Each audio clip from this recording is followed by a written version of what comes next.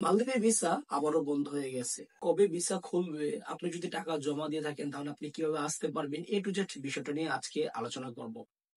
Hi guys, this is Robin. I hope আপনারা সবাই ভালো আছেন। 14ই ফেব্রুয়ারির পর থেকে মালদ্বীপের ভিসা বন্ধ করে দেয়। প্রথমবারের মতো যে ফিল গুলো উঠছে সেই ফিল গুলোতেই আপনারা আসতে পারবেন। দ্বিতীয়তে কোনো ফিল ওঠার সম্ভাবনা এখন পর্যন্ত আর নেই। যারা যারা টাকা জমা দিচ্ছেন তাদের আশা রাখা যায় যে তারা ফিল গুলো হাতে পেয়ে যাবেন যদি আপনাদের ডিপোজিট স্লিপটা হাতে পান।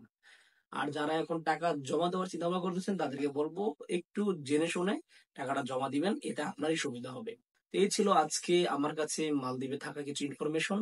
আশা করি আপনারা খুব সুন্দরভাবে আমার কথাগুলো নিবেন।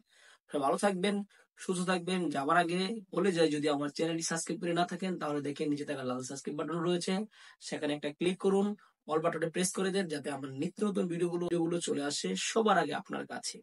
সবাই ভালো থাকবেন, সুস্থ থাকবেন। খুদা